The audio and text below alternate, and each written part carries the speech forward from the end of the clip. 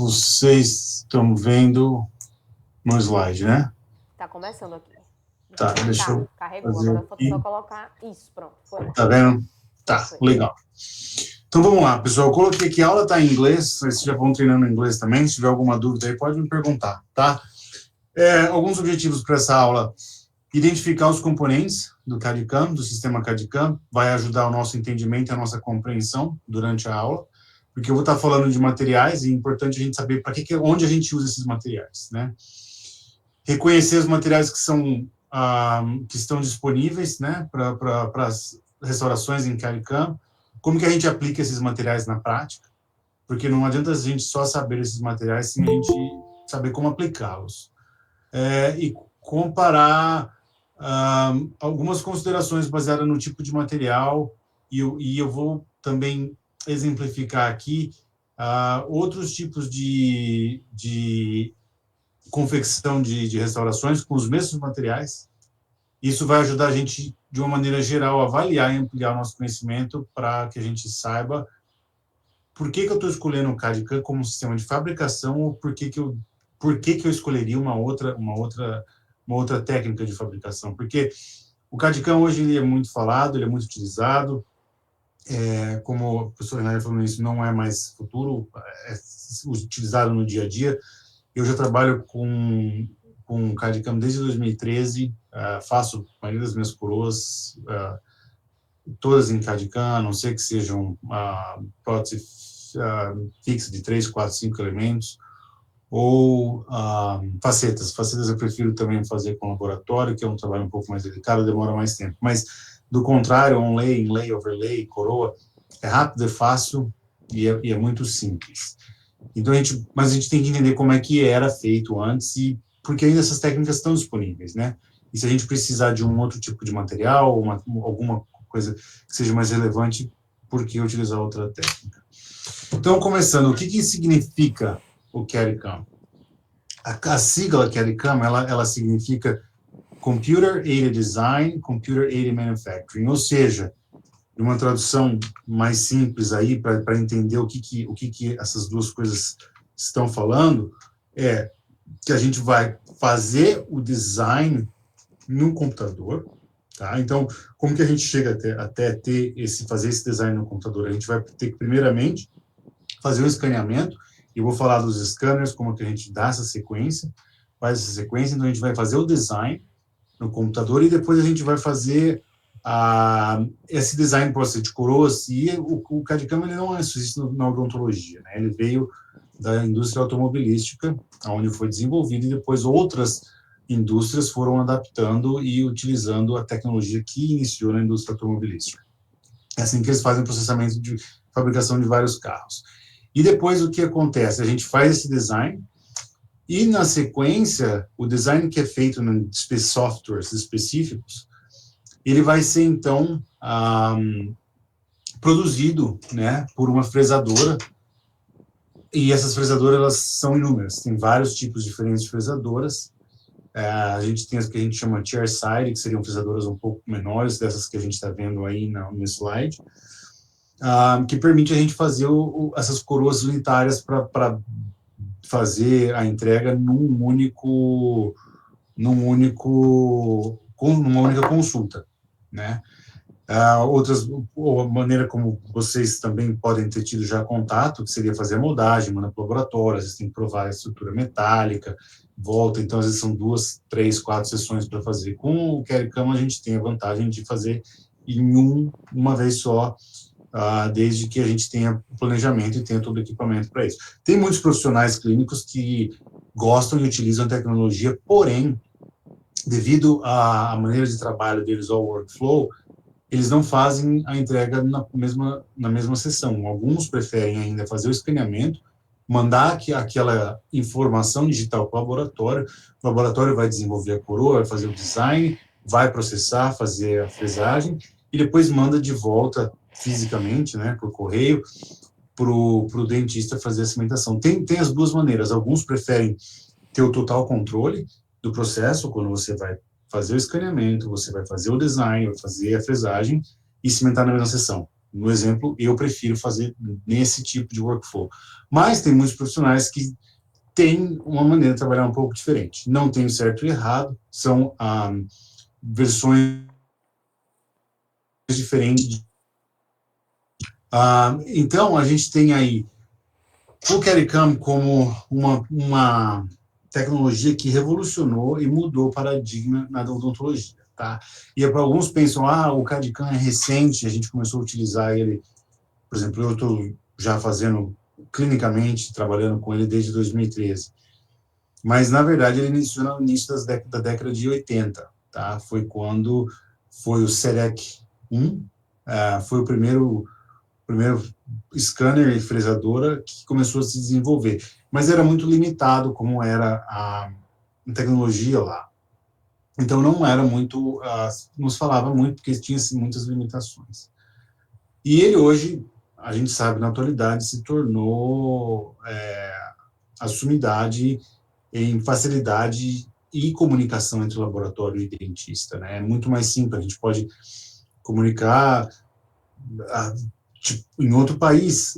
Um exemplo simples que a gente pode dar aqui, eu não sei se vocês já ouviram falar sobre o DSD, que é o Digital Smile Design, que iniciou como um protocolo e hoje é uma marca que foi desenvolvida pelo Christian Coachman, que é um brasileiro, e ele tem a sede da empresa dele na Espanha. Então, muitos dentistas podem fazer o escaneamento e mandar essa imagem,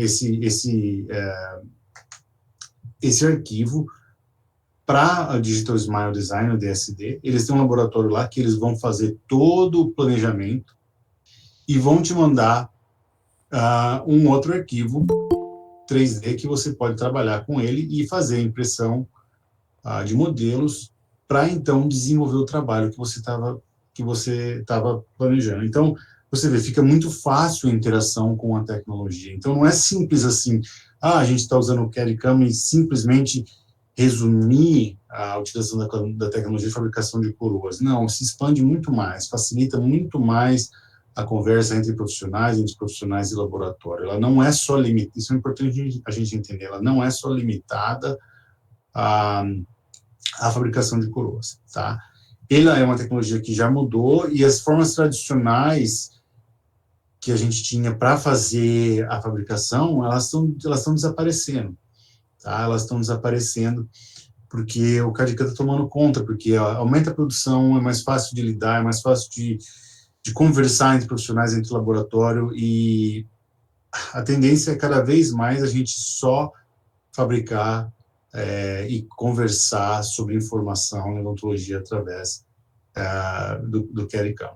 Aqui, para exemplificar para vocês, como que era antes, né? No passado a gente tinha aí algumas outras opções, ainda tem, mas pouco utilizadas hoje em dia, que é a técnica que a gente chama de cera perdida, né? Que a gente vê aqui, Hot Press Ceramic, que nada mais é do que quando você faz a sua moldagem, o protético vai fazer um enceramento com uma cera e vai fazer a restauração final com a cera. Ele tem que incluir aquela cera num revestimento de gesso específico, coloca num forno para evaporação daquela cera, e então você vai ter o espaço vazio daquela cera. Então a gente tem essas cerâmicas, né? Tem o Empress, tem o de silicato de lítio, que a gente usa esse forno que a gente vê aqui, o Pressing Furnace, o EP5000, onde você põe aquele revestimento que a cera foi evaporada no forno, e você coloca esses engotes, essas pastilhas no forno, ele vai derreter a cerâmica e vai ser injetado dentro daquele revestimento, e você tem a sua restauração final. Mas, pela maneira como você tem que fazer cera, evaporar cera, você tem um revestimento que vai mudar de temperatura, você tem uma cerâmica que vai mudar de temperatura, isso abre muito mais possibilidades de distorções. E aí que às vezes acontecem, quando a gente, às vezes, muito no passado recebia trabalho do laboratório, a margem está um pouco aberta, não está adaptando perfeito, porque tem muitos processos até chegar à confecção final da restauração. E isso pode fazer com que essas distorções ocorram de um processo para o outro sem que o técnico perceba. E tem que ser muito detalhista e muito preciso para isso não acontecer. Outra técnica muito utilizada, principalmente em restaurações metalocerâmicas, é a técnica do pó líquido, né, onde você tem um líquido específico, você tem o pó da cerâmica, e como a gente vê aqui na figura, ele vai sendo adicionado com um pincel sobre a estrutura metálica. Sobre essa estrutura metálica é passado primeiro o que a gente chama de opaco, que é para criar uma oxidação, e você tem que oxidar a superfície do metal também, senão a cerâmica não gruda. E depois você tem essa técnica do pó líquido, onde você vai adicionando. E essa técnica, ela dá um encolhimento em torno de 30%. Então, o técnico tem que sempre adicionar pó e fazer aquele pó fisicamente 30% maior do que a restauração final seria. Também, mais um motivo aí, porque às vezes chega, tem contato alto, ponto de contato proximal não está perfeito, porque tem muito de técnicas que são não tão precisas quanto o CAD/CAM. Mas o CAD/CAM, a grande vantagem é, eu vejo na tela do computador, eu consigo determinar meus pontos de contato, consigo determinar os meus contatos interproximais, e quando eu tenho aquela coroa fresada, ela vai encaixar perfeitamente como eu vi. Desde que seu escaneamento, seu preparo estejam bem feitos, a distorção é praticamente zero, porque você não tem muita mudança de temperatura. Você não, praticamente, para alguns materiais, você não tem mudança de temperatura nenhuma, você só fresa e cimenta. Para o de silicato de lítio, que a gente vê aqui no roxo em cima, ele está numa fase que a gente chama metasilicato, você tem que colocar no forno para fazer a sintetização do material. Porém, ele praticamente não tem nenhuma distorção. Então, aquilo que você executa no computador é aquilo que você vai fazer a entrega para o paciente. Facilita muito mais a tua vida, porque você diminui a sua consulta, porque você não tem mais aquele tempo de ajustes. O que acontece? Como que isso ocorre? O scanner, ele vai transformar essa geometria física em um arquivo digital, tá? Então, a partir dos scanners, eles têm um sistema de lentes e processo de informação, que aí ele vai através da luz, né? Ele emite uma luz, essa luz vai bater nos objetos, vai ser refletida para dentro desses espelhos do scanner, e quando essa luz é refletida, o processador, ele vai criar essa imagem digital, tá? E aí, dessa imagem digital, dessa imagem física, você tem o arquivo digital. Aqui vocês podem ver embaixo, é um trabalho feito, que eu vou mostrar no final da aula, em dissilicato de lítio, onde foi feita a fresagem, foram feitos os ajustes, a sinterização e a cimentação. Então, é um processo, às vezes, quando envolve estética, um pouco mais lento, mas o resultado, ele é sensacional. Vocês vão entender depois. Eu vou explicar alguns detalhes desse caso mais no final da aula.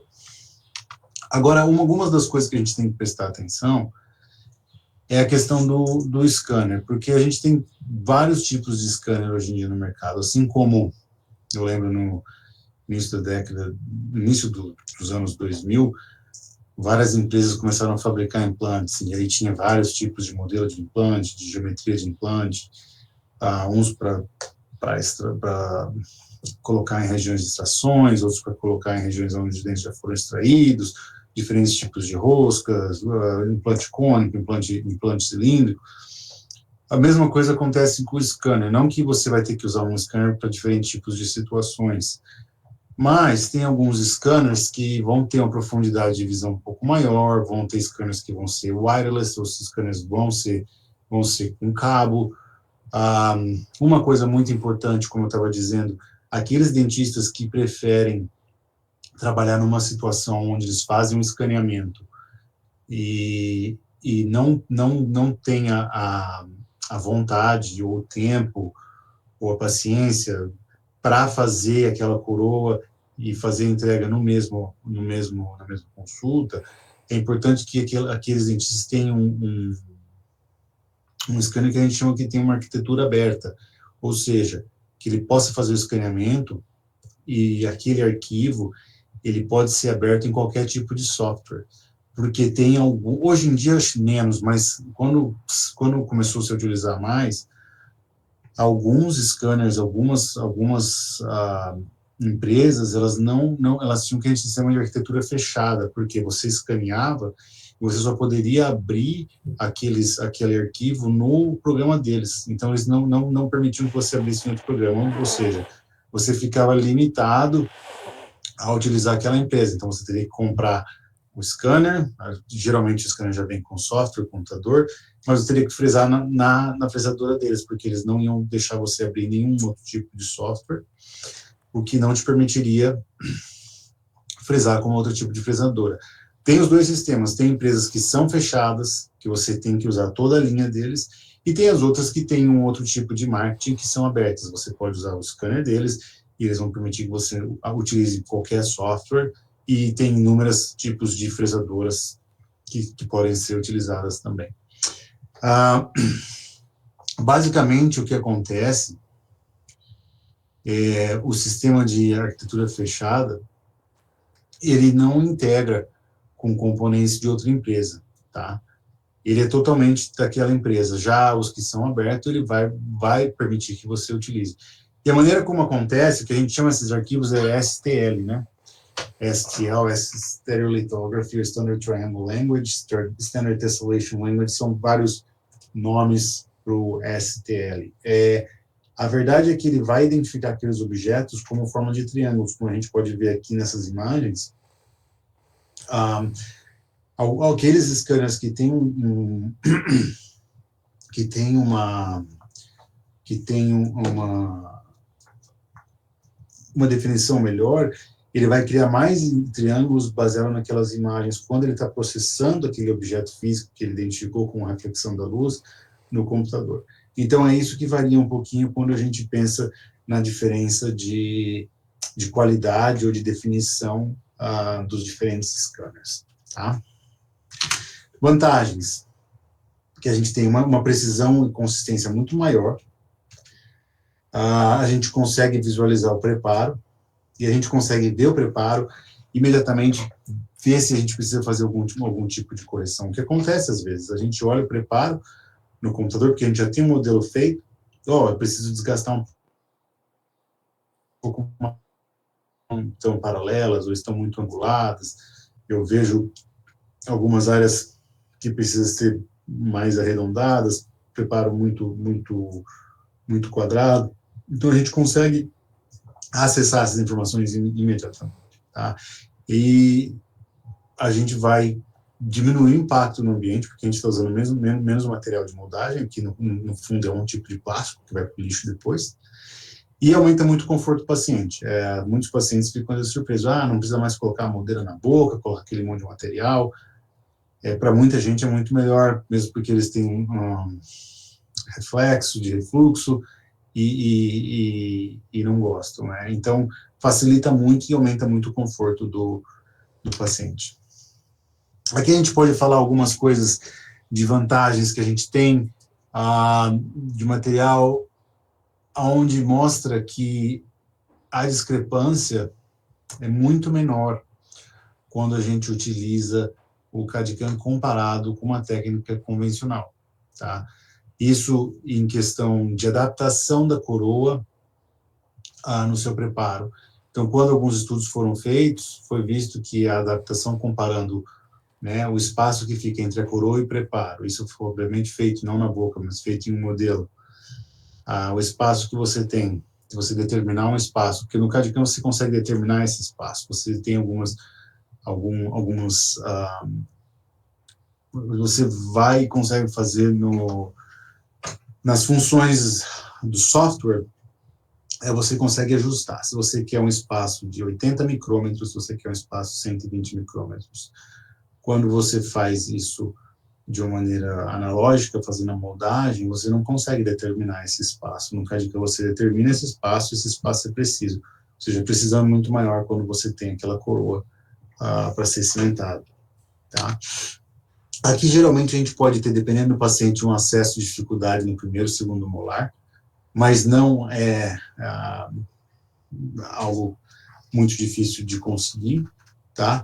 E uma coisa que a gente tem que prestar atenção, às vezes, é margens subgengivais, né? Um pouquinho, porque dependendo de como a luz reflete, às vezes você não consegue copiar muito bem uma margem subgingival. Se for o caso, é preciso avaliar bem se eu vou conseguir fazer o escaneamento, às vezes eu preciso fazer colocação de fios, ou se preciso fazer um aumento de coroa para expor melhor a margem. São, às vezes, situações que a gente vai ter que fazer o uso para poder fazer o correto escaneamento. São coisas que têm que ser vistas antes de você fazer o escaneamento final. A gente tem vários, como eu disse, vários tipos de fresadoras. Elas podem ser fresadoras que vão fresar com água ou sem água, né? Tem, às vezes, também a quantidade de fresas e a quantidade de eixos. Isso vai variar um pouco quão rápido uma fresadora pode ser ou não. Aqui, para vocês poderem entender melhor, essa que vocês veem no topo, no canto direito, ela é uma fresadora que vai geralmente ser utilizada em uma condição que a gente chama de chairside, que você vai fabricar a coroa e entregar no mesma consulta. Essas outras que a gente vê aqui embaixo, elas são fresadoras mais robustas, que são utilizadas em laboratório. A gente chama essa bolacha que vocês veem aqui no centro, branca, de puck, ou bolacha, e o técnico, geralmente, ele tem um software onde você pode encaixar dentro dessa bolacha, às vezes, 30 restaurações diferentes, e ele dá o comando para que essas restaurações sejam todas fresadas. Então, em questão de produção, para eles é muito melhor, porque ele pega 30 coroas de diferentes dentistas, coloca todas naquele software, encaixa elas no espaço físico que tem, e o fresador vai lá e vai fresar uma por uma, e depois ele vai ter que só identificar qual trabalho é qual. Aqui são alguns exemplos de fresadoras que são feitas e utilizadas no que a gente chama de chairside, né, onde a gente vai fazer a entrega do trabalho na mesma consulta. E aí a gente fala aqui também, a gente entra algumas opções de materiais, né, para CAD/CAM. A gente tem aí o titânio, algumas ligas de titânio, o cromo cobalto, que são todas que vêm nessas bolachas, que geralmente são fresadas em fresadoras mais robustas, porque nenhum dentista que vai fazer essa entrega numa única consulta vai fazer fresagem de metal. Ele vai estar mais preferindo, vai estar fazendo a utilização de materiais compósitos, né, resinas ou cerâmicas, né, fazendo a entrega coroa de cerâmicas ou resinas monolíticas. A gente tem aqui uma variedade de materiais de diferentes marcas. Basicamente, aqui a gente fala em compósitos e resinas, né, e todos esses que a gente está citando aqui são marcas comerciais. Lava, Cerasmart, Shofu, e cada um tem uma característica um pouco diferente, uma composição um pouco diferente, mas no fundo eles são muito parecidos. A gente tem cerâmicas baseadas em sílica. Aqui a gente tem de silicato de lítio, de diferentes empresas, tem leucita, tem zircônia, silicato de lítio, tem o silicato de lítio, reforçado por zircônia, e tem a zircônia. A zircônia também ela é feita geralmente nas bolachas, ela tem os blocos também. A zircônia é um pouco mais trabalhosa se você for fazer a entrega em uma única consulta. Geralmente, a preferência é para materiais à base de cerâmicas à base de sílica ou compósitos e resinas. Tá? Aqui, como um exemplo, esse é o Lava Ultimate da 3M, que é um compósito, ele tem em torno de 79% a 80% de partículas, né, de sílica e zircônia, nanopartículas, e o que a gente vê na foto, essas áreas, essas bolas que a gente vê ali, não são as partículas, elas são aglomerados de partículas, porque essas partículas são nanométricas, elas têm uma tendência a se aglomerar. Então, elas acabam se aglomerando e formando esses aglomerados. Então, isso não é as partículas, é sim um aglomerado de partículas. Quando a gente olha esses aglomerados, eles às vezes têm em torno de 2, 3, 4, até 5 micrômetros, enquanto a partícula é nanomicra, é muito menor, tem muitas partículas em um aglomerado desses, tá? A resistência flexural é em torno de 200 megapascais, o que se assemelha a algumas cerâmicas e é até mais alto que algumas. Um exemplo, cerâmica feldspática. Eles têm uma boa capacidade de resistência à abrasão eles não causam tanta abrasão ao esmalte do dente antagonista, e eles têm um bom polimento. Tá? Geralmente a indicação aqui é para inlays, onlays e facetas. A gente tem também outro exemplo aqui, o de silicato de lítio, que é uma cerâmica, que é a cerâmica que ela vem roxa, porque ela não faz metasilicato, porque não dá para fresar o de silicato de lítio na sua fase sinterizada, porque ele é muito duro. E acabar as brocas, uma broca não daria para fazer uma fresagem. Né? Às vezes a gente precisa cortar o de silicato de lítio e é muito difícil. A gente, às vezes, acaba com 2, 3 brocas, porque é um material extremamente duro. Então, ele tem que estar nessa fase de metasilicato, que é mais mole, para poder fazer a fresagem, e a colocação no forno para fazer a sinterização. Comparando, a resistência flexural dele é 400, mais ou menos em torno de 400 megapascais, é o dobro. Você consegue fazer restaurações bem delgadas com silicato de lítio. Ele é uma restauração que a gente chama de monolítica, e tem indicações variadas, inlays, onlays, coroas parciais, facetas, a gente pode fazer coroas unitárias, até pontos de 3 elementos, próteses fixas de 3 elementos, abutments para implante, e abutments híbridos, já sendo a coroa e o abutment também. Aqui é como ele fica, como é esse material quando ele está na fase metasilicato. Nessa fase roxa a gente vê esses espaços mais escuros, eles são os cristais de silicato de lítio. Quando a gente chama de metasilicato, quando ele é sinterizado, é isso que acontece. Esses cristais, eles crescem devido ao tratamento térmico, e o material fica muito mais rígido. Então, você vê que o espaço entre esses cristais é chamado de fase vítrea, que é nada mais do que um vidro. Né? É um vidro, é um tipo de vidro. E quando a gente faz a sinterização, os cristais crescem, dando resistência maior para o material. Por isso que é tão difícil de cortar e o material é tão duro, porque esses cristais ficam, esses cristais que dão essa dureza maior para o material.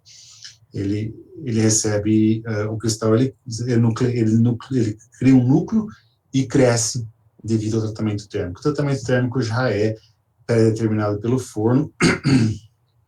Por exemplo, aqui a Evoclair, ela vende os fornos também, e se algum profissional, no caso o dentista ou técnico, estiver utilizando um forno diferente, ele tem que usar as recomendações da própria Evoclair de como vai ser esse tratamento térmico. Ele geralmente leva em torno de 15 a 20 minutos, mas ele tem um processo para aumento de temperatura gradual e para esfriamento gradual, para que essa cerâmica não quebre, tá? Não frature durante esse processo.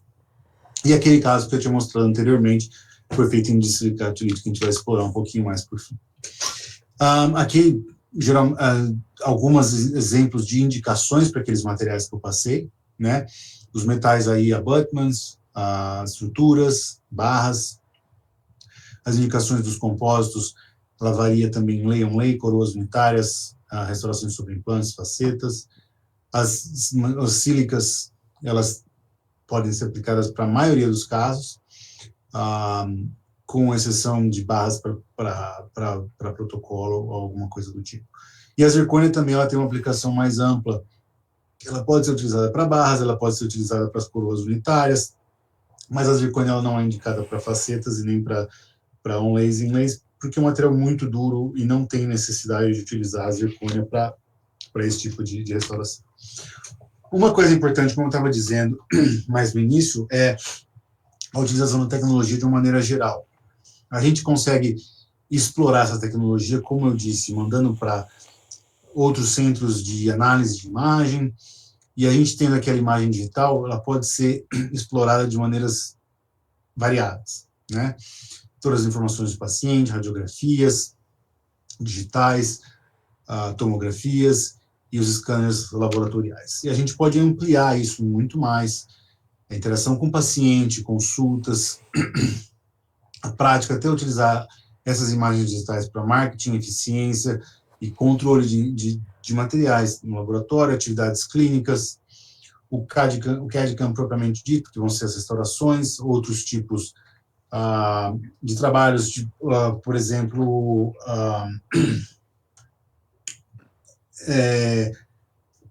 às vezes desculpa, pessoal, às vezes faltam as palavras em português para mim já. Fazer night guard, que são appliances para a gente poder fazer proteção de pacientes que têm bruxismo e, às vezes, guias cirúrgicos. Isso tudo pode ser escaneado e pode ser impresso, tá? Então, não unicamente, ou até fresado, dependendo do tipo de instrumento que o profissional tem. Muitos hoje profissionais no Brasil têm utilizado e comprado impressoras 3D para fazer a utilização dessa tecnologia, onde você faz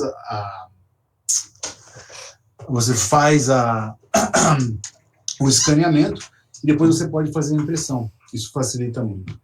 Em educação, a gente tem bastante aqui nos Estados Unidos a utilização de robôs, na questão de simulação de controle de pesquisa e epidemiologia. Então, a aplicação ela é bem vasta quando a gente pensa em CAD/CAM e tecnologia digital. Aqui, o principal workflow, a gente vai usar essa produção de coroas, né? E a gente pode utilizar também, uma das coisas que muitos laboratórios fazem, é a digitalização de modelos, onde você pode simplesmente fazer uma moldagem e mandar para o teu laboratório, e o teu laboratório vai fazer aquela transformação daquele modelo de gesso em um arquivo digital, e ele vai trabalhar com aquele arquivo digital para te devolver a sua restauração final. Isso tem acontecido muito, a maioria dos laboratórios, eu acredito, que já trabalham dessa maneira, onde é muito mais fácil para eles, porque aumenta a produção e a facilidade. Aqui eu queria explicar, antes da gente agora, essa vai ser a última parte dessa parte introdutória do CAD/CAM, e depois a gente vai falar especificamente sobre os materiais. Então, quando a gente pensa no workflow digital, a gente tem o nosso paciente, e a gente pode agir aí de duas maneiras. Uma, a gente faz uma impressão regular, ou a gente faz uma impressão digital. A partir desse momento,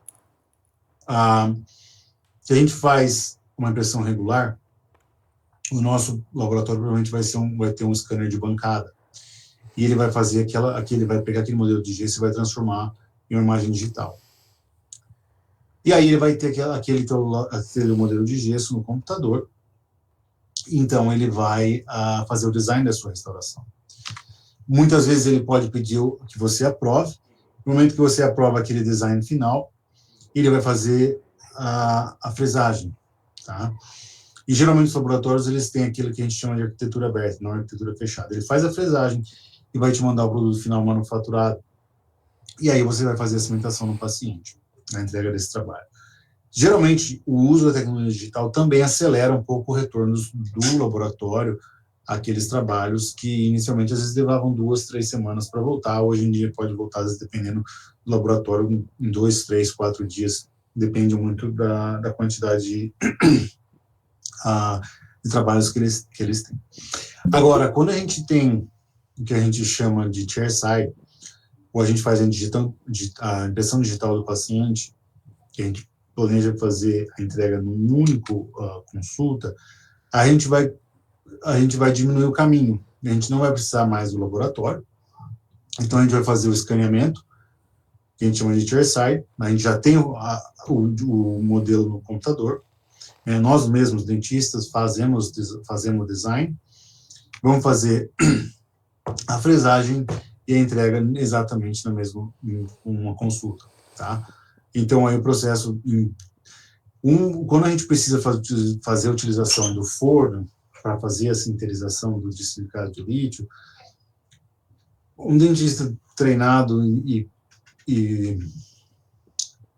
que tenha intimidade com o processo, entre 1h30 e 2 horas ele consegue fazer a entrega de uma coroa, do preparo à cimentação. Se é um lay que a gente está utilizando uma resina, geralmente 1 hora é mais do que suficiente.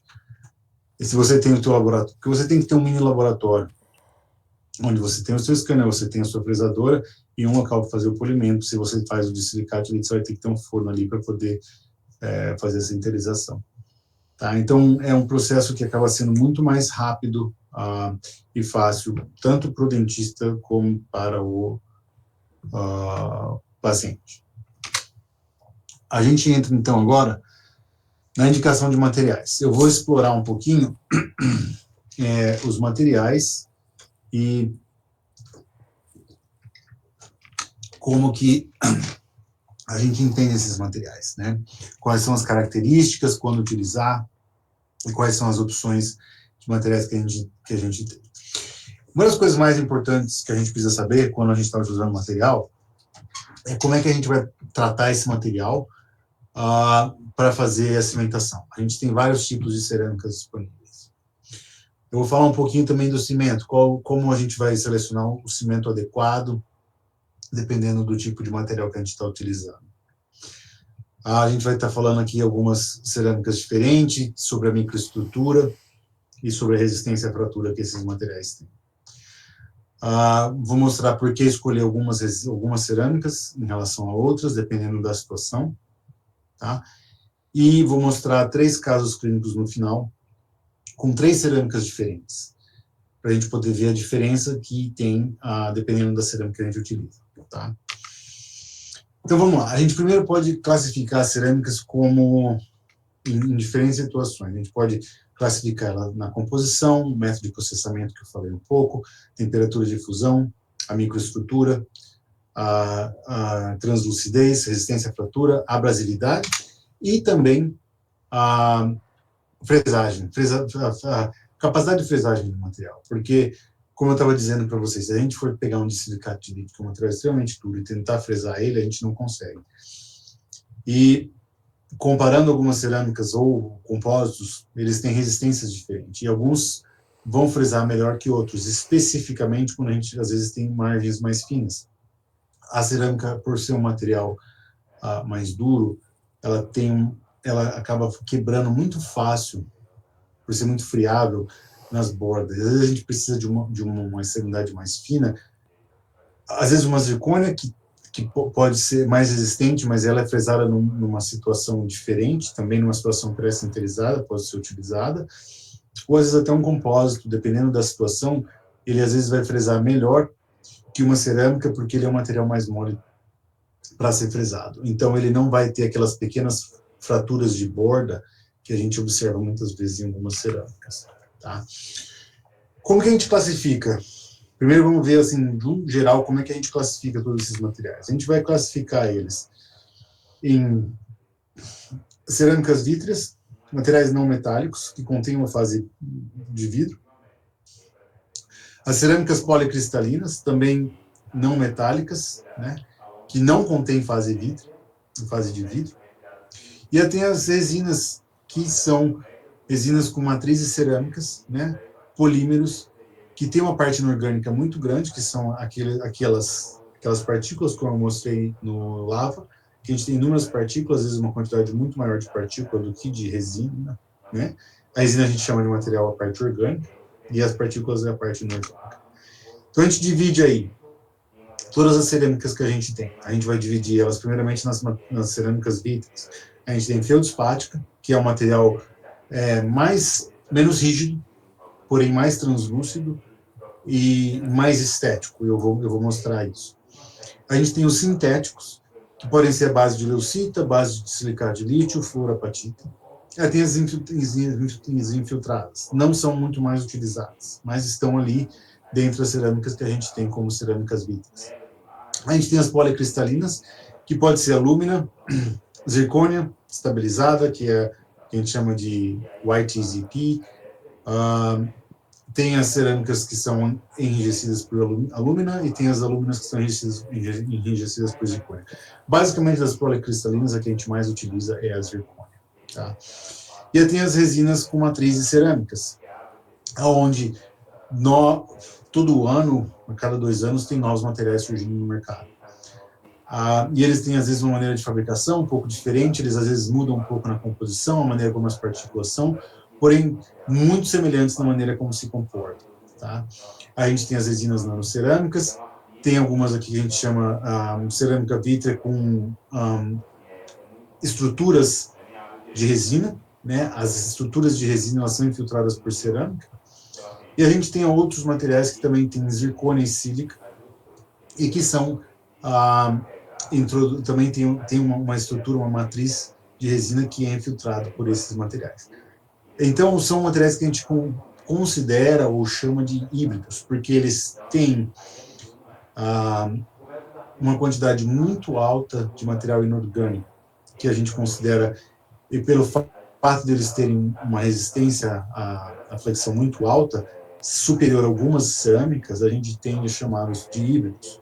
Porém, a base deles de desenvolvimento é baseado em resina. Como é uma resina composta, vamos dizer assim, extremamente melhorada. Por quê? Porque ela é fabricada de uma maneira industrial, aonde ela é fresada, ela não tem que ser polimerizada, ela já vem polimerizada. Então, existem outras possibilidades que dão uma característica mais resistente a esse material quando a gente pensa na aplicação odontológica deles. Tá? Aí a gente vem aqui só para o que mais tem se utilizado hoje em dia. São o dissilicato de lítio. Se a gente for passar nos consultórios de dentistas fazer perguntas para eles, qual que é a cerâmica que você mais utiliza para fazer a coroa monolítica, provavelmente a resposta vai ser dissilicato de lítio. E muitos também utilizam a zircônia monolítica, ou então vão utilizar a zircônia para infraestrutura. E eu diria que hoje aqui são os dois materiais que são mais utilizados. As matrizes de resina, as resinas com matrizes cerâmicas, muitas delas utilizadas para onlays e inlays, tá? Mas a gente pode ter aí uma variedade um pouco maior, porque tem muitas marcas no mercado, mas como eu disse, no final elas são muito semelhantes. O método de processamento eu já expliquei, né? A gente falou aqui sobre o CAD/CAM, falou sobre a injeção, falou sobre a técnica de pó líquido, e o sleep casting aqui é infiltrado de vidro, que é aquelas infiltradas, por isso que não são mais utilizadas. Antigamente, utilizava-se muito, quando saiu a Lumina e as primeiras zircônias, você fazia uma estrutura porosa e você tinha que fazer a aplicação do vidro. Era uma estrutura porosa, que era como se fosse um gesso que era feito, e você tinha que manualmente aplicar o vidro em cima daquela coroa, daquela infraestrutura, porque era feito para infraestrutura, e aquele vidro ia infiltrar nessa estrutura porosa, como a gente vê aí. Esse amarelinho que a gente vê, esse caramelo, ele é o vidro. Depois você tinha que vir e jatear esse excesso de vidro para remover, e essas pontas cortam. Isso aí são corpos de prova do meu mestrado, que eu fiz em 2005, ainda era utilizado. Você tem que jatear para remover o excesso de vidro, e aquela estrutura porosa, como o vidro infiltrou, essa era a lúmina, dentro dessa estrutura, o material adquiriu resistência e fica extremamente duro. Mas não é mais utilizado porque era uma técnica, eu que fiz as pastilhas, e eu lembro, uma técnica extremamente sensível, muito complicada de se fazer. Então, não acredito que nenhum laboratório use esse tipo hoje em dia, mas é interessante para a gente saber e ter o conhecimento. Aí a gente tem aqui o pó líquido, onde o técnico, no caso do feldspática, vai aplicar uma sobre a outra, várias camadas, para poder fazer a confecção final. Eu vou mostrar um caso, exatamente aquele caso no fim também. Algumas questões aqui em relação a espessuras. O dissilicato de lítio a gente pode fazer aí radialmente 0,8 ou cruzar 1 milímetro.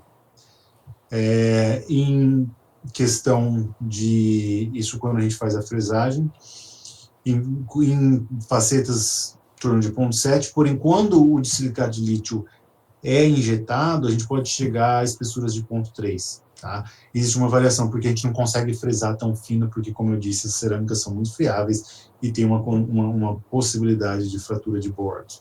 Mas quando ela é injetada, porque você não está fresando, criando nenhuma tensão, você consegue fazer ela em espessuras menores. Tá? Em questão da propagação de trincas, a glass ceramic, que é a cerâmica vítrea, que seria no caso aqui uma feldspática, ela não possui cristais. E a questão, por isso que ela é fraca, porque não possuindo cristais, a trinca pode se propagar de uma maneira muito mais rápida. Quando a gente compara o silicato de lítio, naquela foto que eu mostrei, a gente pode imaginar que esses são os cristais. Quando a gente tem a propagação de trincas, ele vai batendo nos cristais e tem que achar uma nova direção. Por isso que o material se torna mais resistente. Na questão da zircônia aqui, ela é um pouquinho diferente, porque a zircônia ela tem uma transformação de fases. E inicialmente o estresse que ela sofre, ela vai sofrer a mudança de fase do cristal, tá?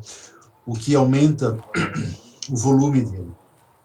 E quando aumenta o volume dele, ele acaba fechando aquelas trincas que tinha, porque ela vai... A zircônia ela tem 3 fases. Ela tem a fase monoclínica, ela tem a fase tetragonal e ela tem a fase cúbica, tá? Quando ela muda de monoclínica para tetragonal, ela tem uma pequena diminuição do tamanho dos cristais.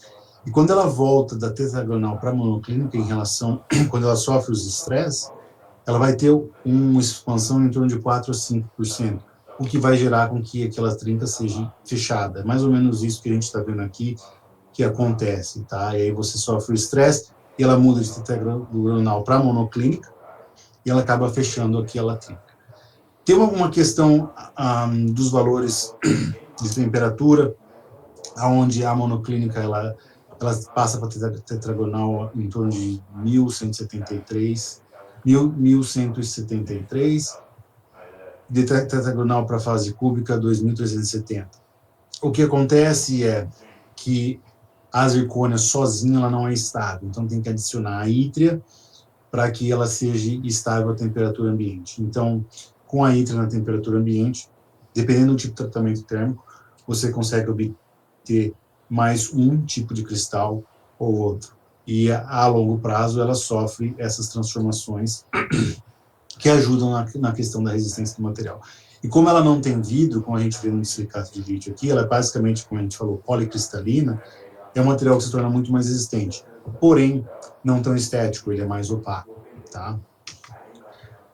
Para mostrar aqui, a gente tem a feldspática, porcelana, e a resistência dela flexural em torno de 60 a 70 megapascais. Já a que foi desenvolvida pela Vita para a CAD/CAM, ela tem em torno de 120, então ela já melhorou, tá? Daquela feldspática que é geralmente utilizada na questão de pó líquido, tá? Ela é muito mais fraca. Quando a gente pensa nessas resinas, nessas cerâmicas, de como tratar, a gente consegue ver aqui as diferenças. Então a gente vê no canto esquerdo, no alto, uma cerâmica feldspática que está polida. No centro a gente vê uma aplicação de ácido fosfórico, 9% de ácido fosfórico por 30 segundos, onde a gente já começa a remover a superfície. Do lado direito, em cima, a gente tem 90 segundos do ácido fosfórico, e a gente tem algumas aplicações e combinações embaixo de jato, jato e também o ácido. Essa cerâmica não é indicada fazer combinação, ela só precisa do ácido, mas aqui, como às vezes a gente faz trabalhos, a gente explora um pouco mais a fundo, querendo entender como é que o material vai se comportar, se a gente exagerar um pouquinho o tipo de tratamento que a gente está fazendo. Assim faz com que a gente entenda um pouco melhor do material. Então aqui, como eu estava mostrando, é a parte que ela está polida, e às vezes ela tem alguns pequenos defeitos na superfície da cerâmica que são removidas durante as fases de polimento, tá? Aí aqui a gente vê quando é aplicado por 30 segundos. E depois a gente vai chegar num ponto onde eu vou explicar que ela é menos resistente, a gente tem que utilizar uma concentração de ácido maior e por mais tempo, comparado com o de silicato de lítio, que é uma cerâmica muito mais resistente do que a feldspática. Tem uma questão importante que é interessante a gente entender. Eu vou falar um pouquinho mais à frente, tá? Aqui, quando a gente aplica 90 segundos, a gente vê uma penetração um pouco mais profunda do ácido na superfície. Aqui é uma cerâmica de leucita, onde a gente consegue ver alguns cristais, tá? A gente viu que ali onde eu estou demarcando aqui, a gente consegue ver os cristais.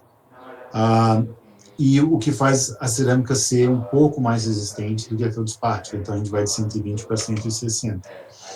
E quando a gente pensa no de silicato de lítio, a gente está ali em torno de 360 a 400.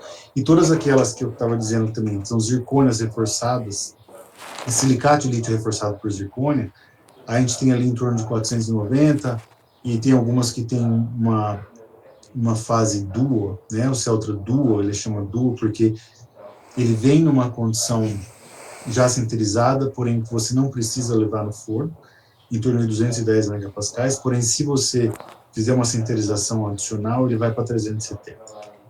E essas cerâmicas todas, elas vão possuir algum tipo de cristal, como a gente vê aqui, o que torna o material mais resistente. Tá?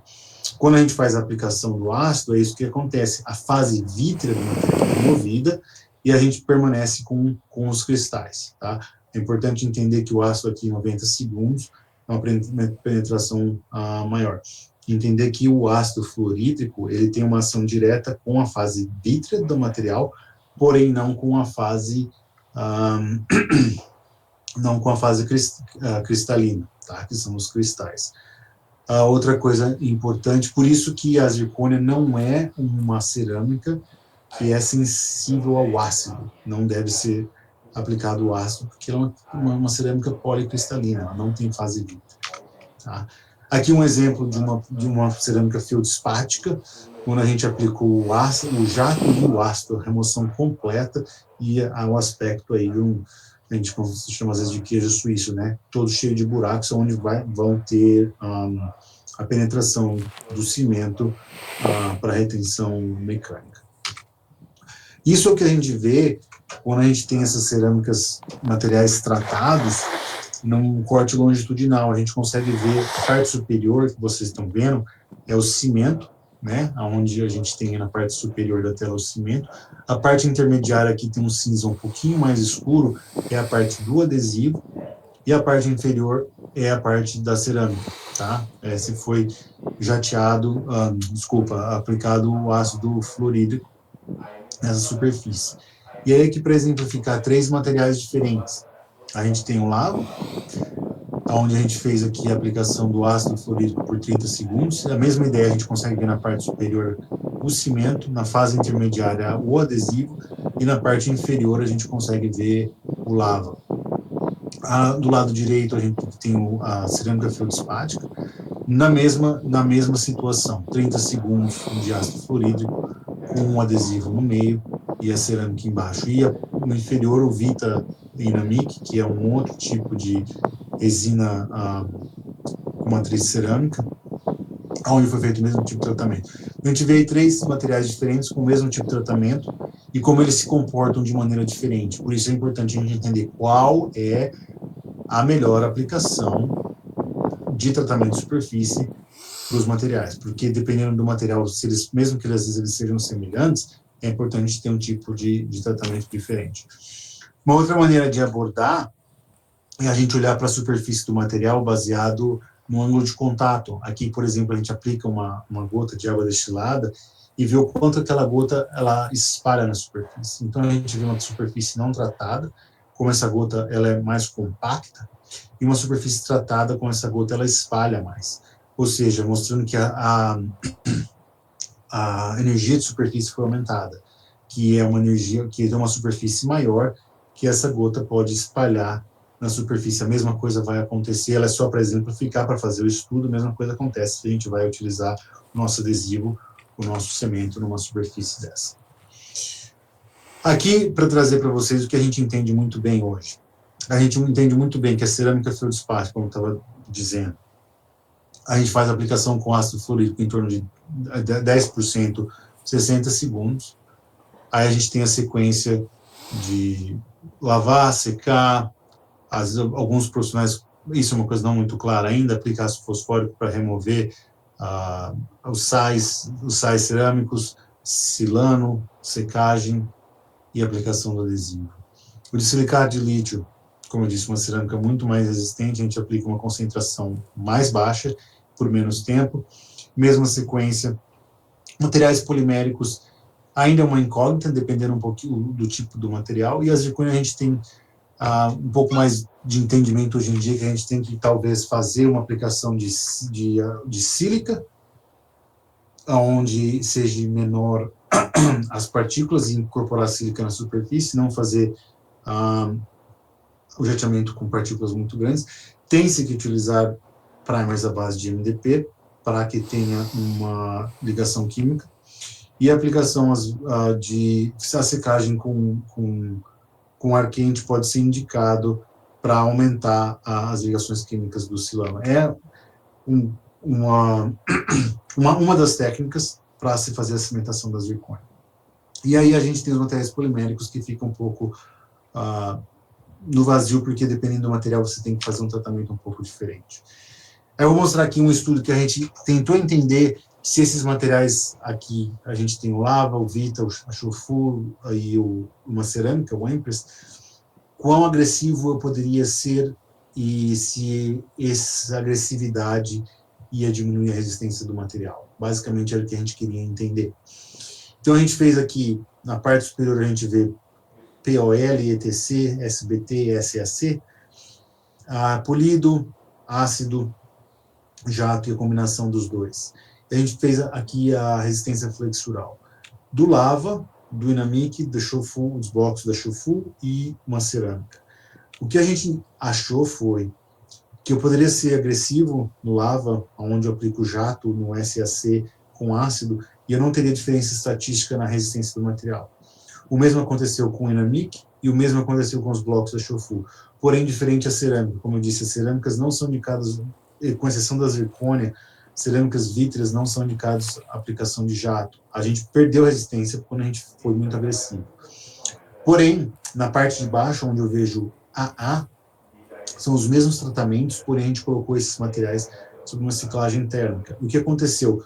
As três resinas, lava, o Inamic e o Shofu Blocks, perderam a resistência à flexão de maneira estatisticamente significativa, porque o polímero ele sofre a absorção de água e a degradação meio úmido.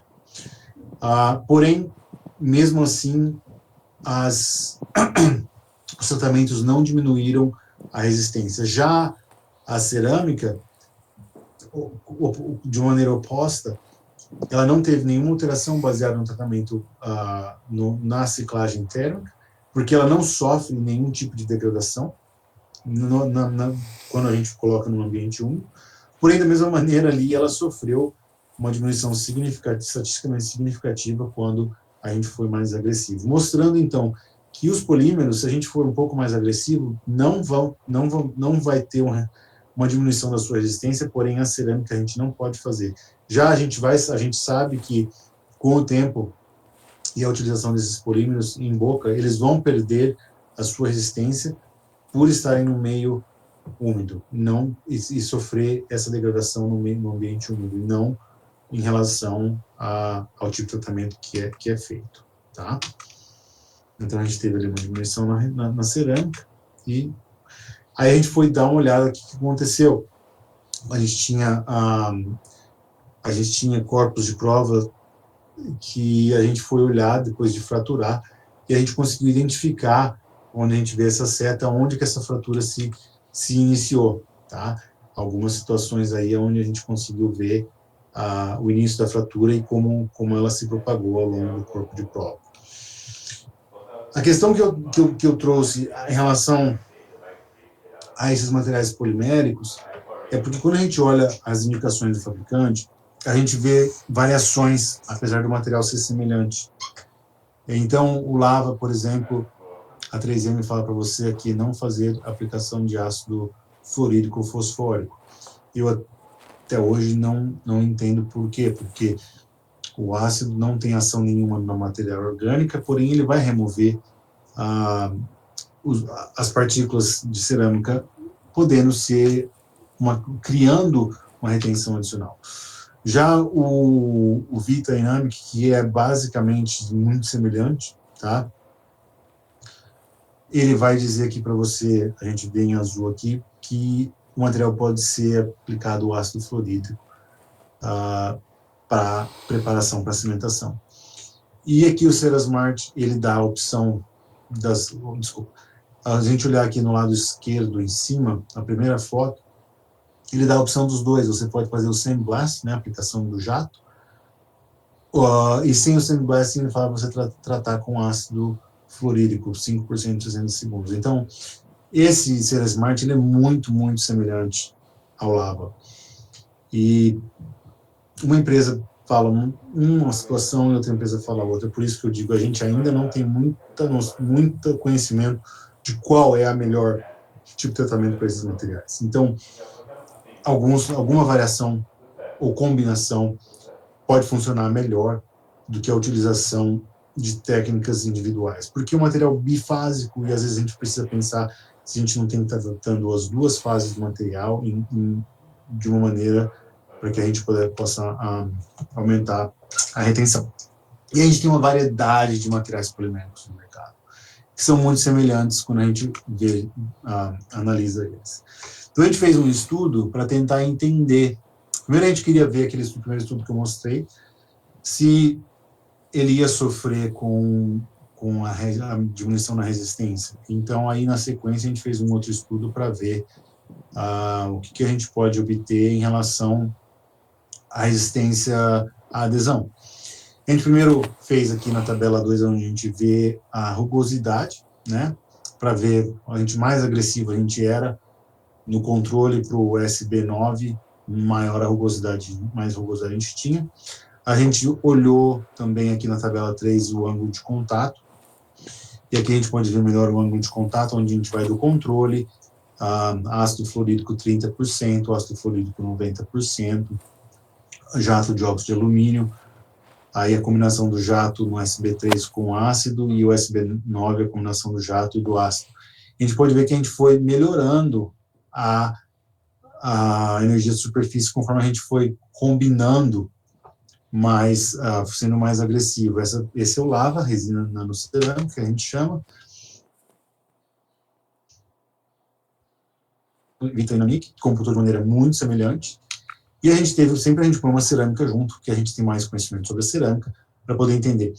A mesma coisa aconteceu, porém a cerâmica a gente vê que só fazendo o ácido fluorídrico por 30 segundos, no centro em cima, é exatamente igual. Então não tem necessidade de você ser mais agressivo. Mas a gente fez o mesmo tipo de tratamento para poder estudar, comparar e entender o que está acontecendo. E aí quando a gente olha esses valores em um gráfico, a gente consegue ver que o laranja, o lava, quando a gente foi aplicar somente o jato, foi o ângulo de contato mais alto, ou seja, a menor energia de superfície, que é o indicado pelo fabricante. Mas quando a gente combinou, a gente aumentou a energia de superfície e teve uma condição melhor. Então, para o lava e para o Vitrinamic, a gente olhar o laranja e o azul, na direita do gráfico, o SB9, a gente vê que a gente teve a melhor condição para ambos. Já para a cerâmica, que é o VM, ela foi muito semelhante. Então, a gente já sabe que a gente não precisa combinar ambos para uma cerâmica. A gente tinha que fazer em relação ao estudo. E a gente consegue ver aqui o lava e as diferenças em cada tipo de superfície que ocorreram quando a gente foi sendo mais agressivo. O Vitrinamic, a gente pode ver que as superfícies são muito semelhantes, apesar dos materiais serem um pouquinho diferentes após tratamento. E a gente tem também, eu mostrei já esse no início, da cerâmica feldspática, tá? A gente também deu uma olhada para ver qual tipo de elementos ficavam na superfície. Isso acabou não sendo muito relevante para os nossos resultados. E a gente fez uma parte 2, onde a gente foi ver a resistência. E a gente observou que, para o lava, apesar da gente ter resistências, a gente ter o ângulo de contato alto, quando a gente aplicou o jato de óxido de alumínio, quando a gente olhou as resistências, elas foram muito semelhantes. Tá? O Vitrinamic, já não. A combinação de ambas técnicas, de jato e ácido, foi a melhor situação. E para a cerâmica, como a gente já sabia, somente a aplicação do ácido foi suficiente. Tá? E aí, nesse estudo, a gente também colocou aqui todas aquelas interfaces para a gente poder ilustrar o que acontecia em cada uma dessas interfaces. E a gente vê que, às vezes, alguns materiais, como o lava e o Vitrinamic, a combinação pode ser benéfica para preparo do material para cimentação. Esse aqui é um outro estudo que a gente está fazendo, não terminado ainda, mas é um estudo semelhante, com aplicação de silano e sem silano, para ver se vai sofrer alguma influência nessas resinas a utilização ou não do silano. Aqui, um pouquinho da zircônia. Como eu estava falando, a gente tem a zircônia a gente tem um material policristalino, porém ele tem mudado ao longo dos anos, porque é de interesse do dentista ter um material um pouco mais estético. Então, tem se aumentado a quantidade de ítria no material para que se consiga um tratamento térmico diferente, para que se consiga uma translucidez maior, que a gente chama hoje de terceira, devem estar as zircônias, provavelmente a gente pode chamar até de quarta ou quinta geração, porque já tem materiais translúcidos que têm duas fases. Mas a resistência desses materiais, a resistência à fratura vai diminuindo conforme a gente vai aumentando a concentração de ítria. E o 3Y, 4Y, 5Y é a quantidade de ítria em mols. Tá? Se a gente for ver por peso, pensa que o 3Y é a quantidade de moléculas de ítria que tem. Se a gente imaginasse que a cerâmica, a zircônia, ela tem 100 moléculas, 3 moléculas seria de ítria. A 4Y seria 4 moléculas de ítria, e o 5Y seriam, o 5Y seriam 5 moléculas de ítria.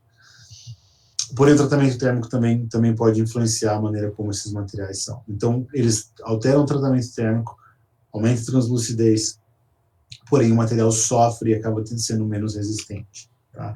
E essa é a imagem que a gente tem de uma zircônia, onde a gente vai ver simplesmente os cristais, nenhuma fase vítrea, e esses cristais são amplamente próximos uns aos outros, sem espaço nenhum. Quando a fratura trinca, ela ocorre entre os cristais.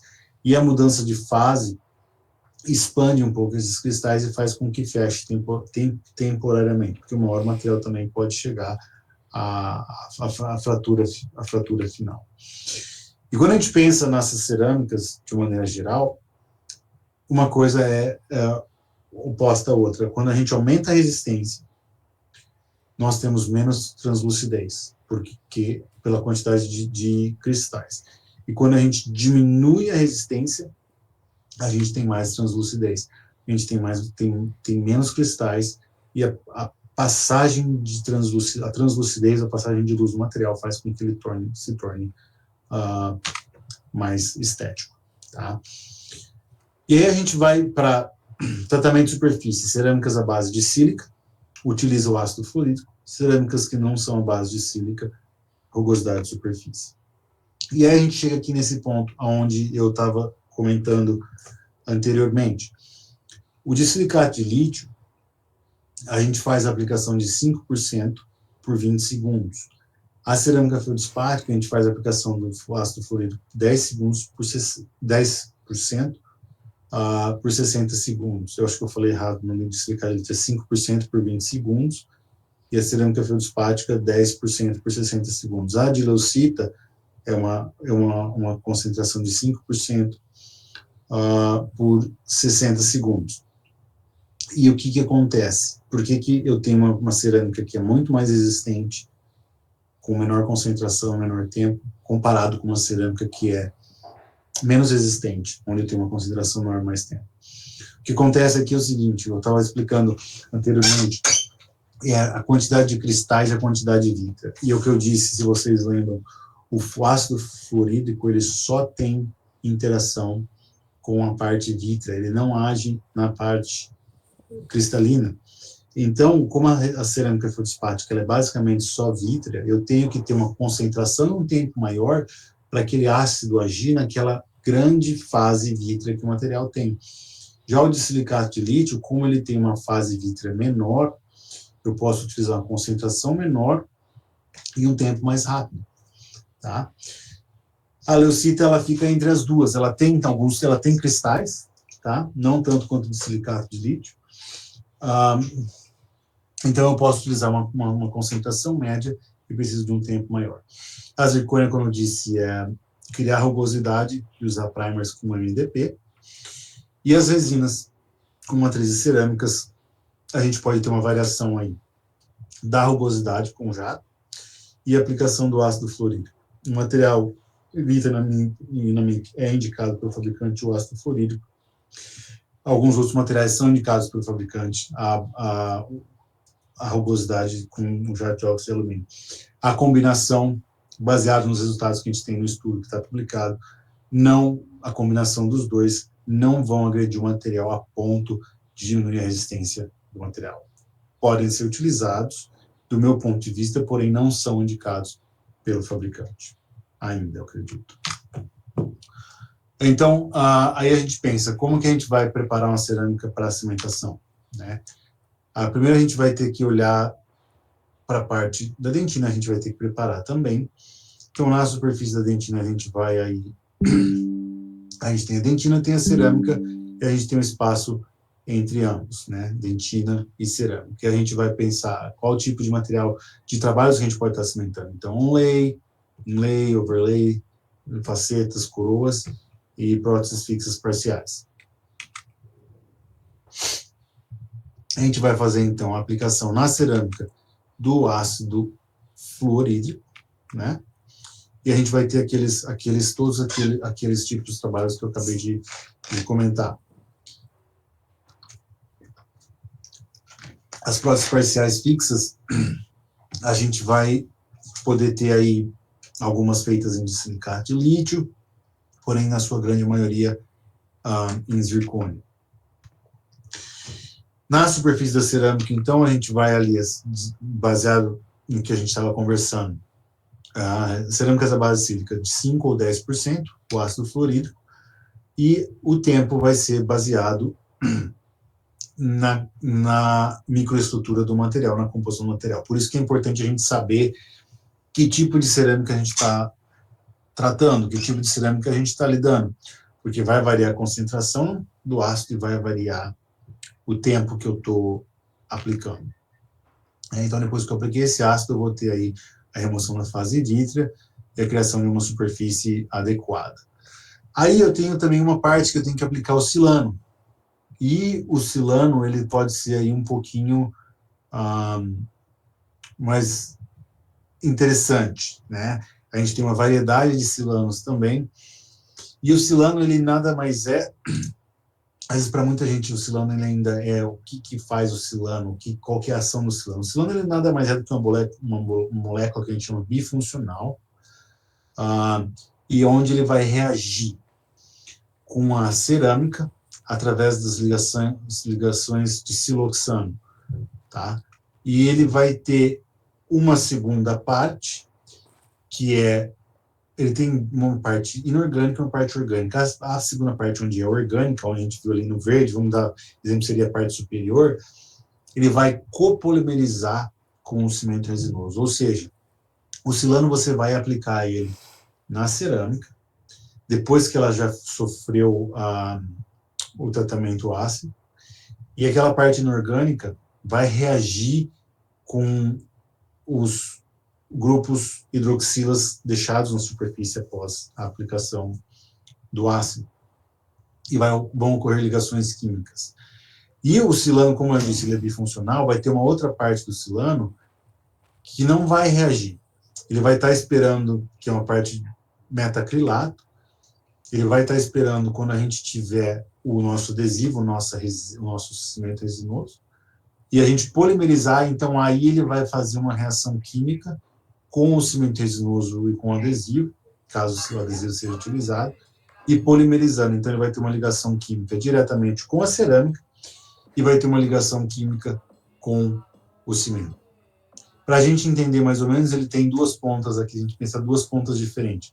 A ponta inferior, ele reage com a cerâmica, e a ponta superior, ele vai reagir com o adesivo após a fotopolimerização, tá? Com adesivo ou com o cimento resinoso. É importante que tenha a parte metacrilato, e aí, no momento que ele é polimerizado, ele sofre essa reação química, tá? Então, a gente vai ter algumas camadas. A gente tem a camada de cerâmica, a gente tem uma camada de silano, caso seja utilizado adesivo, a gente tem uma camada adesiva, a gente tem a camada do cimento resinoso. Como eu mostrei naquelas fotos de interface lá, a gente não consegue ver o silano, porque ele acaba sendo a parte do veículo, né, a água que tem acaba sendo evaporada e a gente não consegue visualizar o silano de maneira visível, física. Mas ele está lá criando ligações químicas. A gente vai ter cerâmica, tem o silano, a gente conseguiu ver o adesivo naquelas fotos, a gente tem o cimento resinoso. Na outra ponta, a gente vai ter o adesivo também dentro da dentina, né, o cimento resinoso se ligando ao adesivo e o adesivo à dentina. Agora, um ponto importante, esse artigo aqui ele mostra algumas coisas muito interessantes. Ele foi publicado pelo professor Mário, que foi o orientador da professora Renale, durante o doutorado dela. Foi avaliado o efeito do ácido, né, na estrutura tridimensional de algumas cerâmicas cadicam. E o que eles encontraram nesse estudo aqui? A gente viu, eles fizeram uma coisa interessante, eles foram sendo mais agressivos, tá, no tratamento deles. Eles utilizaram um silicate de lítio, uma resina, o Vitrinamic, e o Empress. E conforme eles foram sendo mais agressivos, tá, a gente vê aqui onde essa seta vai apontando para baixo, a rugosidade aumentou. Ou seja, quanto mais agressivo eu sou, não foi diferente do que a gente encontrou fazendo um trabalho um pouco diferente. Quanto mais agressivo eu sou, mais rugosidade eu tenho, tá? Dependendo do material, ele vai responder de uma forma diferente, tá? E aí eles observaram também, nesse estudo, a profundidade de penetração conforme eu era mais agressivo. Então, quando eu era mais agressivo, eles viram uma profundidade de penetração maior, além da rugosidade aumentar, né? E havia uma penetração muito maior naquela superfície, do ponto que no IMAX aqui, os 617 micrômetros corresponde a 0,6 milímetros. Ou seja, se você tem um material, uma restauração, uma coroa, uma faceta, onde você tem uma espessura de 1 milímetro nesse material, no silicate de lítio, e você aplica o 10 segundos, 10% é indicado 5, né? Por 60 segundos, você vai praticamente atravessar a estrutura daquela parede, se você deixar muito tempo, tá? Então, tem que ter muito cuidado. Interessante que é a mesma coisa que eu digo para vocês, o Empress é uma resina, uma cerâmica menos resistente, e a penetração dele foi menor. Por quê? Porque ele tem mais estrutura vítrea. Então, demora mais tempo para acontecer o mesmo tipo de penetração. Como aqui tem pouca estrutura vítrea, a penetração do ácido, numa concentração maior, é mais rápida.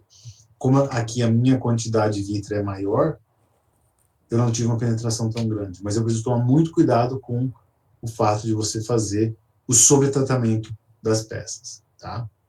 E aqui eles mostraram algumas características de tendência, tá?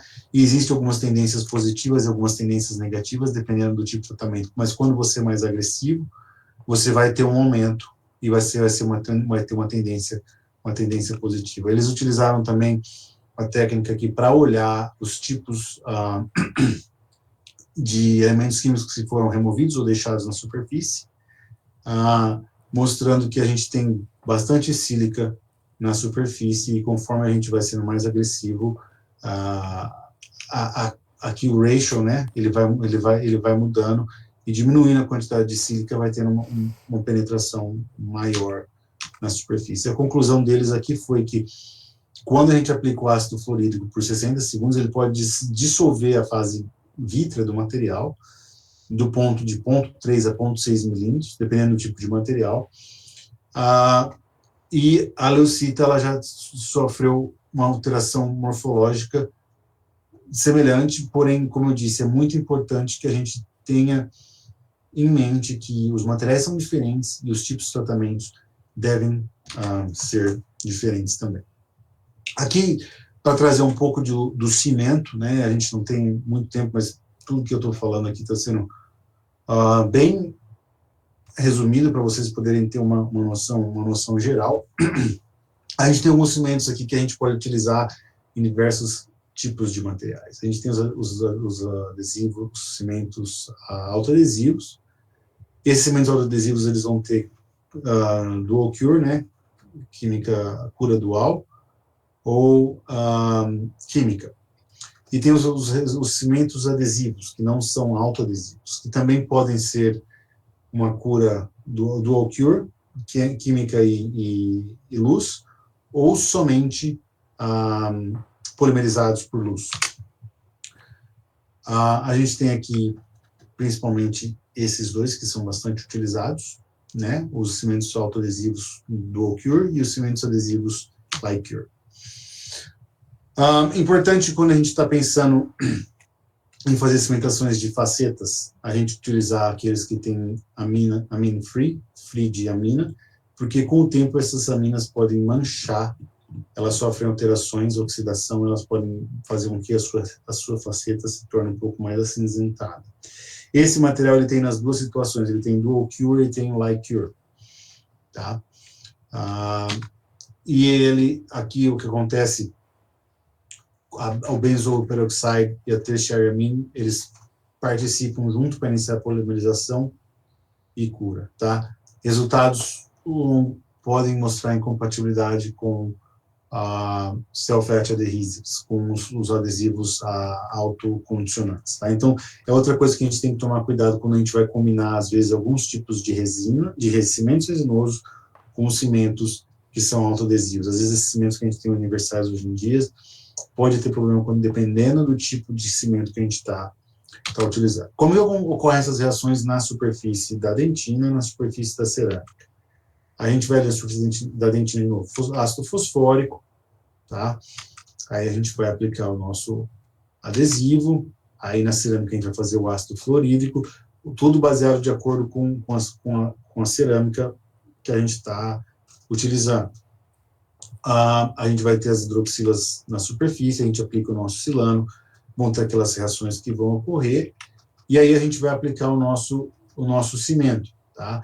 E o cimento resinoso, ele vai ocorrer também, ele vai copolimerizar com adesivo, ele vai copolimerizar com o nosso silano, além de penetrar na rugosidade que a gente criou na superfície da nossa cerâmica.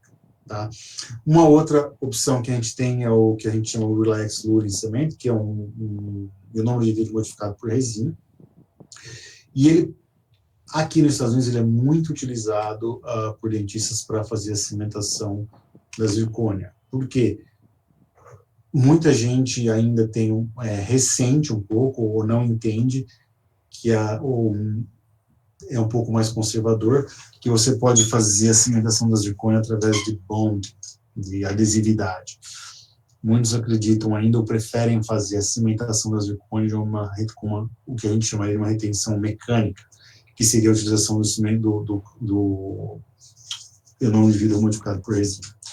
Como que eu estava dizendo um pouquinho antes, como eu vou falar quando a gente falar sobre a zircônia, qual que é a diferença aí quando a gente faz a cimentação por retenção mecânica e a retenção por a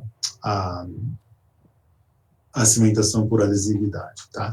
O cimento de ionômero de vidro, ele pode ser utilizado tanto para metais, e aí coroas metálicas, metalocerâmicas ou próteses fixas. A gente pode usar para outras situações e também para a zircônia. Não é diferente você fazer a cimentação da zircônia com o cimento de ionômero de vidro ou a cimentação do metal. Tá? Na superfície do metal você tem que fazer a limpeza, limpar, fazer uma pequena profilaxia, não secar de maneira exagerada, e a aplicação do cimento de ionômero de vidro vai criar uma retenção mecânica, basicamente. Tá? A superfície do metal está criando rugosidade com um jato de óxido de alumínio, e ele vai sofrer na superfície da dentina chelation ou ionic bond, é uma retenção química, basicamente, tá? E a gente não pode, quando a gente vai fazer a cimentação com o cimento de ionômero de vidro, fazer a aplicação do ácido fosfórico na superfície da dentina, porque aí eu vou estar removendo o cálcio da dentina e eu não vou estar tendo aquelas ligações químicas que ocorrem entre o ionômero de vidro e a superfície da dentina, porque é basicamente química. Se eu tiver remoção do cálcio, não vai acontecer a ligação química. E se você fizer uma restauração de ionômero de vidro ou a cimentação com ionômero de vidro, se você fizer o ataque ácido, ela vai se soltar rapidamente, tá? Não pode fazer, você só pode fazer a limpeza com os ácidos fracos que a gente tem junto com o ionômero de vidro. Na zircônia, quando a gente usa o cimento de ionômero de vidro, acontece a mesma coisa do metal. Existe uma ligação, uma retenção mecânica, tá? E na superfície da dentina é a mesma, como eu já falei. Porém, quando a gente vai fazer a cimentação da zircônia de maneira adesiva, o que a gente tem que fazer é a utilização dos primers MDP, porque o que a gente vai criar vai ser uma ligação química entre o primer com MDP, ou seja, um silano com MDP, e toda aquela reação daquela molécula bifuncional que eu estava explicando, ele vai ocorrer na superfície da zircônia, porque a gente sabe, tem um artigo publicado, mostrando que o MDP, ele tem fosfato, e o fosfato reage com a zircônia, aumentando a quantidade de ligações químicas entre o primer com MDP, que possui o fosfato, com a superfície da zircônia. Na outra ponta vai ser exatamente igual, a gente vai ter a reação, eu não sei se eu mostrei aqui, eu tenho o self-adhesives aqui, mas eu acho que eu não tenho aquela estrutura, eu tenho sim, aqui essa estrutura. Então, na outra ponta, o cimento resinoso, né, no caso o Relax Unicem, ele vai fazer a ligação com o cimento, com o seu silano, de maneira copolimerizando com a parte metacrilato, tá? Então ele vai acontecer a mesma coisa na parte superior, né, entre o silano, onde tem a parte metacrilato, com o cimento resinoso, e a reação dele, do MDP com a zircônia, vai aumentar, porque a gente tem ligações químicas entre fosfato e zircônio, tá? Basicamente, a gente vai fazer a limpeza e a aplicação por exemplo, aqui o cimento, o Relax Unicem. A gente tem ligações covalentes iônicas nessa superfície, tá? Esse é o artigo, a professora Renale, que é a autora, foi o trabalho do doutorado dela, que a gente publicou mostrando sobre essas ligações de fosfato na superfície da zircônia. Um artigo muito, muito legal. Se vocês tiverem interesse, eu acredito que vocês já tenham tido contato com ele, mas é muito bom para aprofundar o conhecimento nessas ligações. Aqui, então, a gente vai para a parte final da nossa aula, onde eu vou mostrar 3 casos clínicos. Esse primeiro com silicato de lítio, um com Empress e um com feldspática. Então, o de silicato de lítio, leucita reforçada e a feldspática. São, aí na sequência, um material mais resistente, um menos resistente, um menos resistente ainda. E a gente vou tentar aí mostrar para vocês algumas diferenças do ponto de vista de translucidez, estético, e a gente tenta ligar com o que foi apresentado durante a aula. Esse caso foi feito em 2018, eu acredito, mas já tem um tempo. O paciente se incomodava com essas coroas metalocerâmicas. A gente olhar ali, a gente pode ver que na margem elas estavam escurecidas, né? Então a gente fez... quando eu faço alguns casos estéticos, eu não gosto de fazer, às vezes, entrega no mesmo dia. Eu vou explicar por quê. Cortei as coroas, a gente identificou ali, a gente pode olhar aqui que a gente tem restos de cimento no canto direito. Removeu esse cimento, então sobrou para a gente essa parte escura, né, toda manchada da infiltração de bactérias que ocorreram ao longo do tempo. Então a gente fez um isolamento, que a gente pode ver aqui, fez um ajuste do preparo e colocou uma resina para bloquear um pouco aquele escurecimento, tá? nos dois dentes. A gente pode ver aqui os dois centrais, 11 e 21, né, aplicada a resina.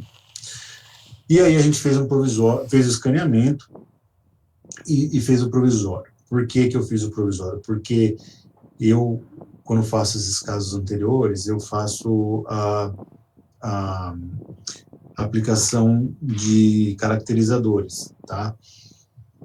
A pintura. Então, essa pintura, às vezes, ela tem que, para ela ficar legal no dente anterior, ela tem que ir 6 a 7 vezes no forno. Então, às vezes, não dá para fazer tudo num dia só. E só para casos anteriores que se exigem muita estética, eu faço isso. Do contrário, a gente faz num dia só. Então, a gente fez, e uma das outras coisas, uma outra coisa importante que eu faço também, quando eu faço a fresagem, se a gente olhar aqui no canto esquerdo embaixo, vocês vão ver que esses dentes estão parecendo um pouco grandes para o paciente.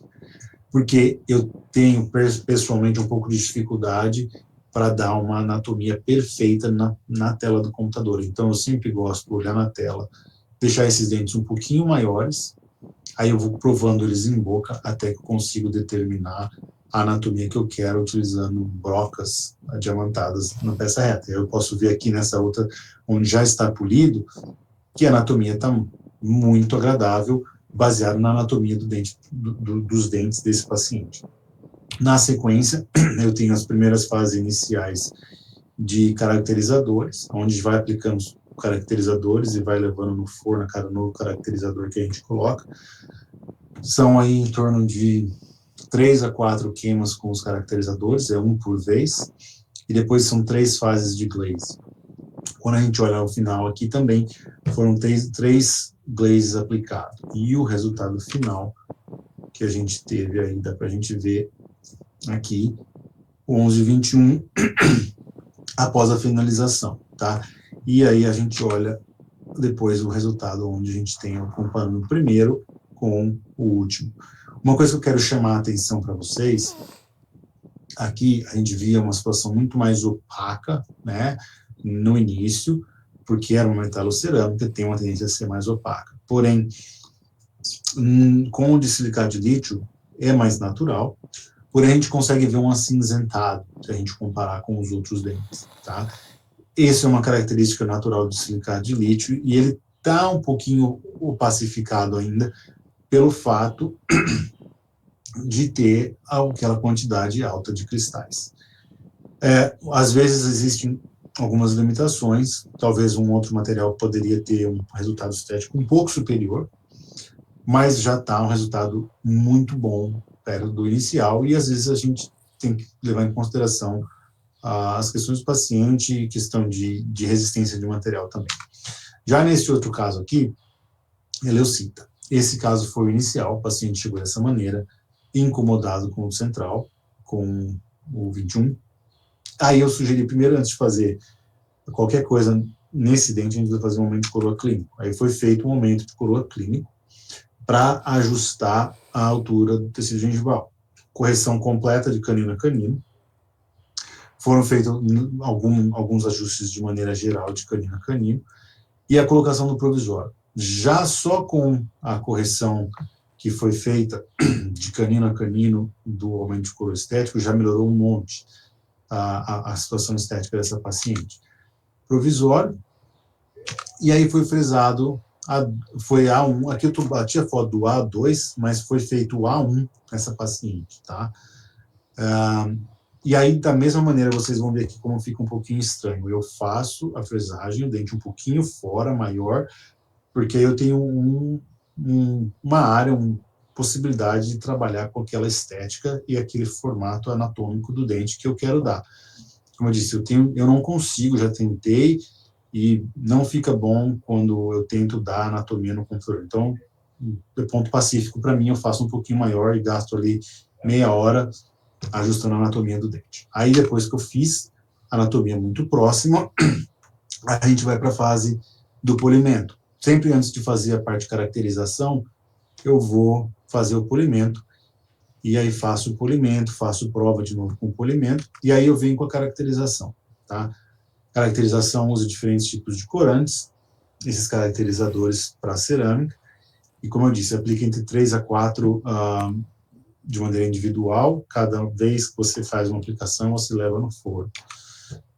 Esse aqui, o dente 21, depois de feito a aplicação dos corantes, sem fazer o glaze final. Já dá para ver a proximidade estética que tem, e a gente não vê aquele acinzentado característico que a gente viu no de silicato de lítio. Aí depois a gente faz toda a parte de glaze, e a gente vê que dificilmente, se eu não falar para vocês qual dente que é natural, qual dente que é a cerâmica. E depois de finalizado, a mesma coisa, quando a gente olha aqui, se alguém me mostrasse isso, eu não saberia dizer qual dente é a cerâmica, tá?